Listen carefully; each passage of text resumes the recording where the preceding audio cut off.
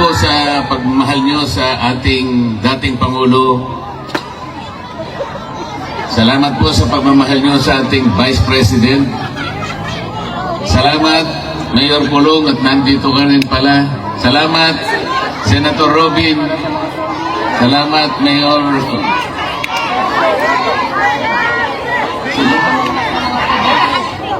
Salamat sa aking kaibigan, Atty. Vic Rodriguez.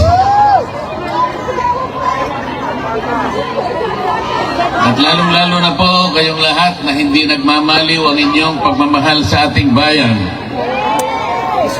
Napaka-problemado po ng ating bansa, ngunit huwag po tayong mawawalan ng loob. Magsama-sama po tayo para ayusin po natin ang ating bansa. Akala ko po nung nag-issue ng resignation order ang ating Pangulo akala ko totoo na Akala ko naman yung bureaucratic reset. Kahit konti lang, naniwala ko, baka okay naman yata ito. Wala rin. Akalain mong naglagay siya ng PNP, si Torre na naman. Kilala niyo ba si General Torre?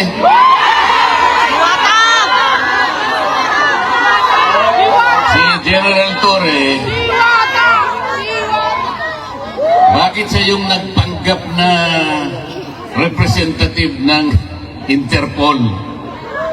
Hindi totoo yun, sapagkat kung totoo na nakipag-cooperate ang Interpol sa ating bansa, dapat sana ang nakausap niya siguro yung Pangulo ng Pilipinas o kaya yung DILG Secretary.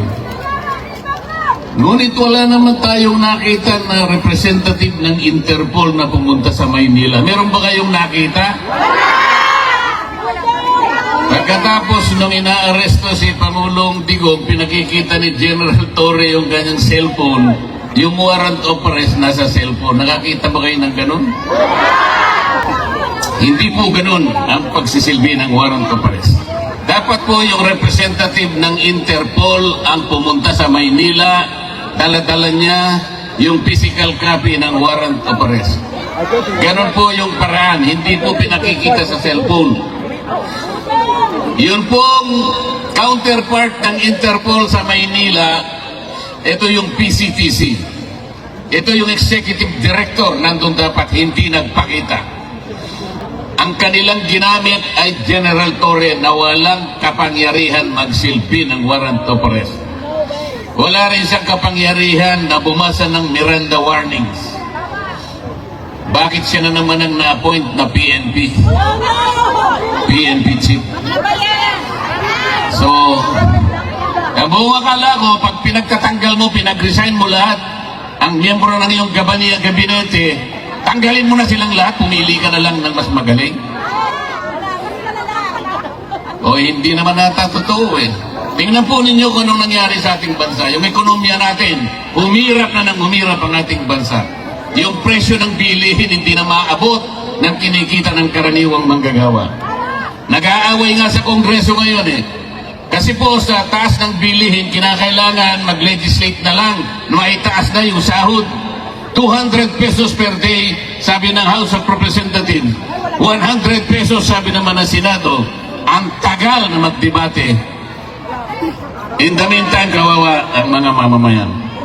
Bakit hindi na lang nilagay 150 pesos na lang, i-legislate na yan, pansamantala man lang, makaabot-abot man lang yung kinikita. Hirap na ang Pilipino. Pagkatapos, hindi naman niya tinanggal yung mga economic managers. Nandun pa rin ang BBM. Nandun pa rin yung NEDA, pinalitan lang ang pangalan. Nandun pa rin ang, ano ba yun? Department of Finance. DOJ! Anong gagawin mo? Akala ko ba ang pangit ng ating ekonomiya? Akala ko ba ayusin natin? Ba't hindi ka maglagay ng matino? Naglagay ka, pagkatas tinanggal mo, pagkatas nilagay mo sa ganito. Hindi po pwede yung ganun. Pero kaya po tayo nandito sapagkat nandito ang taong kinikilala natin, ang pinakamabuti, ang pinakamagaling na presidente ng Republika ng Pilipinas. Akalain mong dadalhin dito? May araw na. Yun po bang ating justisya sa Pilipinas ay hindi na gumagana? Is our judicial system in the Philippines no longer functioning? Is our prosecutorial system in the Philippines no longer able to function? Hindi po totoo yun. Umiiral, gumagana, umaandar ang justisya ng ating bansa. Kung nagkamali ang sino mang Pilipino, kung nagkamali halimbawa ang isang naging Pangulo, o dilitisin natin, at husgahan natin, pero sa sarili nating patakaran, sa sarili nating batas, hindi sa batas ng ICC. Pagtiyagaan na lang po natin, kahit anong mangyari, mawawalan din ang saysay ang ginawa nila laban kay Pangulong Digong. Lalabas din po ang katwiran, magtatagal lang po ng konti dahil may proseso. Wala ng jurisdiction ng ICC sa ating Pangulong Digong. Maniwala kayo sa akin. Pinatatagal lang nila sapagkat pinupolitika din dito yan. Mahirap lang magsalita kung akala nila tayo ay nagsasalita laban sa ICC. Hindi po. Ang sinasabi lang natin, kahit balik-baliktarin mo ang pangyayari, wala ng jurisdiction po ang ICC. Pati po yung charge na kanilang ikinapit sa Pangulo, crime against humanity, hindi kakapit sa Pangulong Rodrigo Duterte. Sapagkat yung war on drugs, hindi po klasipikado na crime against humanity.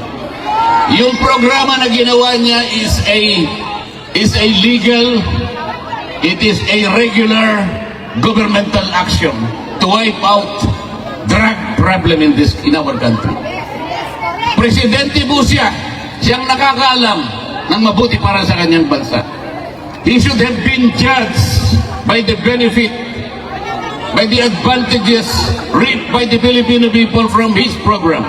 He should not have been judged from the number of people who were killed along the war on drugs. May mamamatay at may mamamatay, alam naman nila yun eh. Sapagkat ang nagsusulong sa droga yung mga kriminal, lalaban at lalaban yung mga yan. Bakit kailangan mo siyang husgahan sa bilang o sa dami ng matay? Kailangan husgahan mo ang isang programa doon sa nakinabang, milyon-milyong pamilyang nakinabang. Ngayon, bumalik na naman ang droga. Ngayon, bumalik na naman ang krimen. Kayo po ang nakakalam, ang mga kamag-anak nyo sa Maynila ang magsasabi sa inyo, bumalik na naman ang problema ng ating bansa. Kasi po, wala naman silang gustong gawin para ayusin. Salamat po sa inyong lahat. Alam ko po, isa po ako sa inyong ibinoto para maging senador ng ating bansa. Kahit nalayo po ang lugar na ito, alam kong nagpupulong-pulong kayo rito. Marami pong gawain sa Maynila. Ngunit kahit konting sandali, kailangan tagpuin ko kayo rito.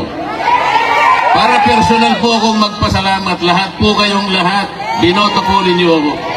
Kung hindi sa inyo, baka natupad yung survey.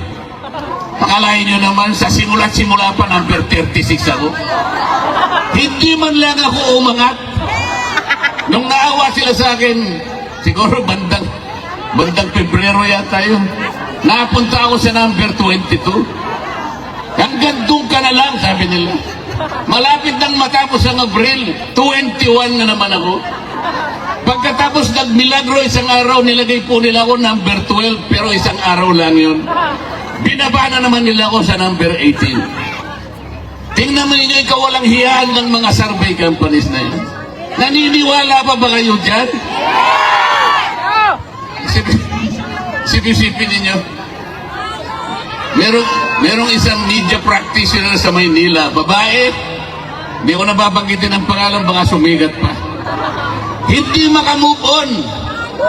Hindi siya makapaniwala bakit daw si Rodante Marcoleta naging number 6.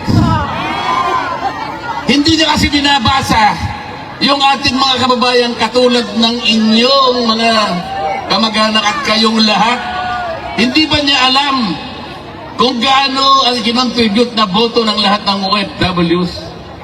Bakit hindi niya alam yun? Bakit tinitingnan niya? Ako lang ang tinitingnan niya. Paano nangyari yun, sabi niya? Paano nangyari si Marcoleta ay nanalo? Paano nangyari yun? Nakakaawa yung tao na yun. Nakalimutan po niya napakaraming nagmamahal pala kay Rodante Marcoleta. Ngayon po, masasabi ko na sa inyo,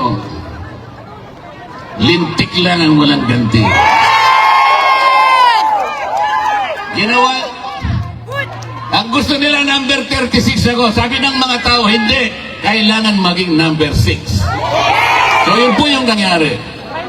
Yun po ang nangyari. Umanda sila. Ito pong impeachment na kinakasan nila, bahala sila. Bahala sila. Pero kung ako ang masusunod, sabi ko sa kanila, para mabawasan ang kahihiyan ng ating gobyerno, para hindi na mapahiya ang administrasyon, tigilan nyo na. Tigilan nyo na para hindi na mapahiya. Ngayon, kung gusto nyo mapahiya, o ituloy nyo. Hindi rin naman kayo mananalo. Kahit saan tayo mapunta, hindi mananalo ang kalaban ng ating Vice President. Sinabi ko na noong una, uulitin ko sa inyo, kung ayaw nilang itigil, nasa sa kanila. Pero kung gusto nilang mawala ang kanilang kahihiyan, itigil na lang nila. Ngayon, ayaw niyong tumigil, purbahan natin. Sige, isulong ninyo. Pareho din naman ang mangyayari. They will not be able to remove the Vice President. Itaga mo sa bato yan. Itaga nyo sa bato yan. Walang mangyayari. The Vice President will stay as Vice President.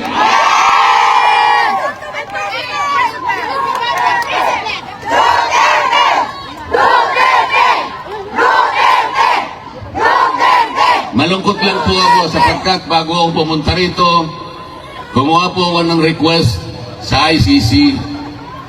Payagan nyo sana ako kahit ilang minuto lang makausap ko ang dating Pangulo ng Republika ng Pilipinas. Nakikiusap ako sa inyo, sabi ko, sapagkat gusto ko siyang makita ng personal para personal kong sabihin sa kanya ang aking pagpapasalamat. Dahil ako po'y naging senador dahil sa tulong niya. Yes. Marami pong tumulong sa akin, ngunit siya ay malaki po ang naitulong niya sa akin. Naghintay po ako ng mga ilang araw. 1 linggo siguro o mahigit pa. Hanggang ako po'y tumulak papunta rito, wala po silang ibinigay na sagot sa akin. Sa aking palagay, hindi rin po ako makakapasok para makausap ko man lang. Kahit na 3 minuto ay hindi nila ako bibigyan. Anong klaseng justisya naman yung ICC na yan? Dito pa naman sa Europa. Ang akala ko dito mas matatag, dito mas malinaw ang justisya sapagkat magagaling silang mga tao. Pati ba naman yung 3 minuto o 5 minutong ihingin ko lang, makausap ko man lang, makita ko man lang, mahawakan ko lang ang kamay, makita ko lang kung anong kalagayan niya. Sapagkat malaking bagay naman po para sa isang tao na kagaya niya. Hindi po nila ibibigay siguro sa akin. Ala! Tidyo! Mamaya po, magbabakasakali akong pumunta ron, makita ko man lang yung lugar kung saan siya nakapiit. Pero huwag tayong mawawala ng pag-asa. Huwag tayong mawawala ng pag-asa. Sapagkat, hindi pa naman po tapos ang laban.